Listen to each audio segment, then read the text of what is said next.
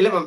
எனக்கு என்னன்னா, நீங்க ஜஸ்ட் வந்து ஏன்னா இவ்வளவு வருஷம் நீங்க நெறைய பார்த்துருக்கேன் மேம். ஃபுல்லா ஒரு அரசியல்ல நெறைய விஷயங்கள் நீங்க பேசியிருக்கீங்க. அரசியல் அனலைஸும் பண்ணியிருக்கிறதுனால, ஜஸ்ட் யா ஒரு ஒரு பார்வையாளரா நான் உங்ககிட்ட கேட்கிறேன். நீங்க இந்த ஒரு டாக் பார்க்கும்போதும், பிளஸ் அதே மாரி இப்ப வந்து நியூஸ் பார்த்திருந்தேன். மும்மொழி கொள்கைகள் வந்து ஏன்னா டிஎம்கே இருக்கும்போது முழுக்க வந்து மும்மொழி கொள்கையை உள்ள வரக்கூடாதுன்னு சொல்லியிருந்தாங்க. இப்ப விஜய் சார் உள்ள வந்ததுக்கு அப்புறம், இப்ப மறுபடி அங்க இருந்து சென்ட்ரல்ல இருந்து வருது, ஒன்றிய சென்ட்ரல்ல இருந்து வருது.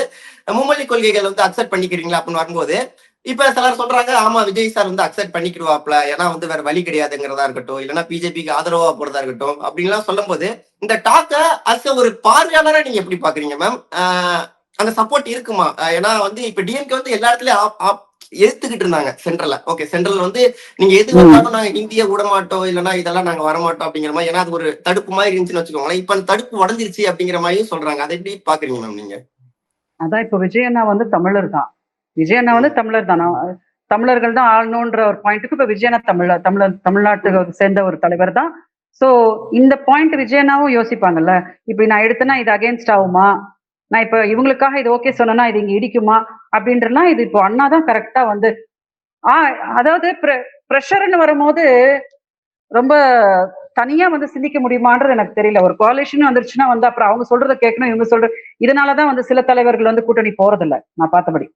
சில தலைவர்கள் வந்து நான் கூட்டணியில போறதில்ல, நான் தனியா பண்றோம் அப்படின்னு ஏன் சொல்றாங்கன்னா, இந்த மாதிரி கொள்கையில வந்து நம்மளுக்கு ஏதாவது வேறுபாடு வந்துரும். அப்படிதான் அவங்க உஷாரா இருக்கிறது. பட் இப்ப இவங்களுக்கு ஒரு ப்ரெஷர் புஷ் ஆயிடுச்சு. உங்களுக்கு வந்து ஒரு கோalition உங்களுக்கு தேவை அப்படின்ற எடுத்துக்கும் போது, இப்ப இது ரொம்ப ட்ரிக்கியா ஹேண்டில் பண்ணணும்.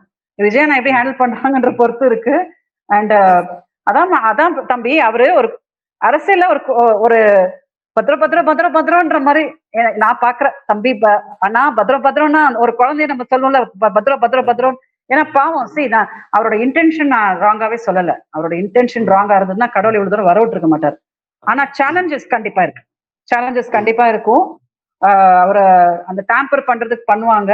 நீங்க சொன்ன மாதிரி அவங்க வருவாங்களா, இவங்க வருவாங்களா, நம்ம கொள்கைகள், தமிழ்நாட்டுக்கு இருக்கக்கூடிய கொள்கைகள் இதெல்லாம் எப்படி கிளாஷ் ஆகும். பட் அது எவ்வளவு நல்ல இன்டெலிஜென்ட்டா அண்ணா ஹேண்டில் பண்றாங்கன்றது இப்ப அண்ணாவோட கெப்பாசிட்டி மேல போகும். அதுதான் அது ஒரு இது வந்திருக்கு.